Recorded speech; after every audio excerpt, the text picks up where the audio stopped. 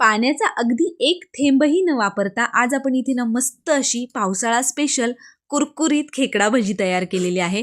जर तुम्ही या पद्धतीने ही खेकडा भजी बनवणार ना तर अगदी वारंवार नेहमी याच पद्धतीने बनवाल, एवढी टेस्टी आणि कुरकुरीत ही खेकडा भजी तयार होते।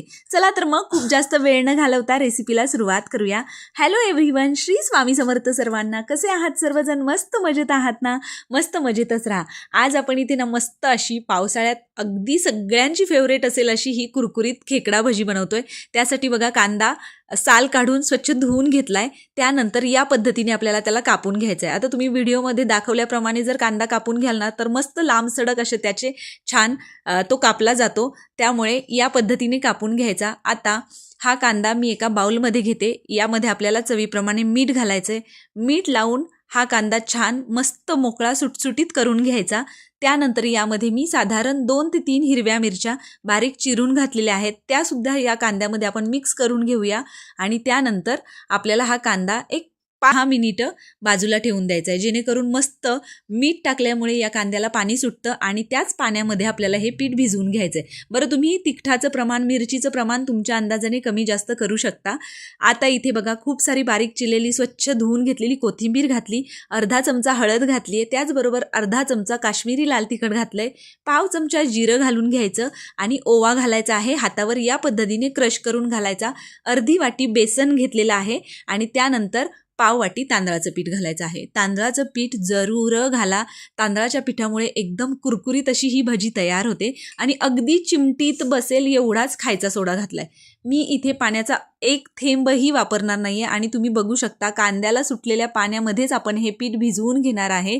या पद्धतीने भजी केल्यामुळे ती खूप जबरदस्त टेस्टी होते आणि भन्नाट अशी कुरकुरीत होते। आता इथे मीडियम हाय फ्लेमवर मी तेल गरम करून घेतलेलं आहे आणि त्यानंतर आपल्याला यामध्ये हे भजी तेलामध्ये सोडून छान कुरकुरीत होईपर्यंत आणि त्याला मस्त असा गोल्डन ब्राऊन रंग येईपर्यंत छान तळून घ्यायचे। इथे बघा मस्त असे आपले भजी तळले गेलेले आहेत, सुगंध अप्रतिम येतोय।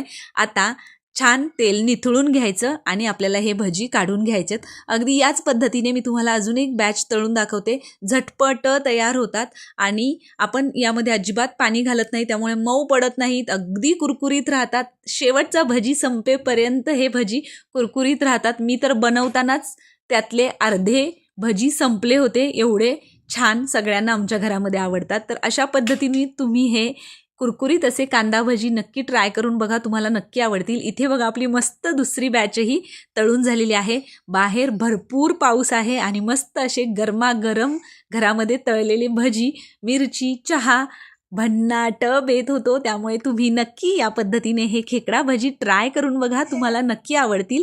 तर बघा सगळे भजी तळून झालेले आहेत आणि इथे आपले मस्त असे खेकडा भजी तयार झालेले आहे। कांद्याला लावलेल्या मिठामुळे या कांद्याला छान पाणी सुटतं आणि त्याच पाण्यामध्ये आपण हे पीठ भिजवून घेतलंय आणि वरून आपण एकही थेंब पाणी वापरलेलं नाही। त्याचबरोबर यामध्ये आपण तांदळाचं पीठ घातलेलं आहे पाववाटी, त्यामुळे मस्त भन्नाट कुरकुरीत असे हे कांदा भजी तयार झालेले आहेत।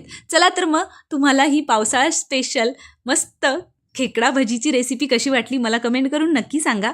त्याचबरोबर तुम्हाला आपल्या रेसिपीज कशा वाटतात तेही मला कमेंट करून सांगायचं आहे। आणि अजूनही तुम्ही आपल्या चॅनलला सबस्क्राईब केलेलं नसेल तर पटकन आपल्या आदिश्री रेसिपीज या चॅनलला सबस्क्राईब करून घ्या, बेल आयकॉन प्रेस करा, म्हणजे इथून पुढे येणाऱ्या अशाच भन्नाट छान छान रेसिपीजच्या नोटिफिकेशन्स तुम्हाला मिळतील आणि त्या सगळ्या रेसिपी तुम्हाला ट्राय करून बघता येतील। चला तर मग भेटूया अशा एका नवीन रेसिपीसोबत, तोपर्यंत बाय बाय।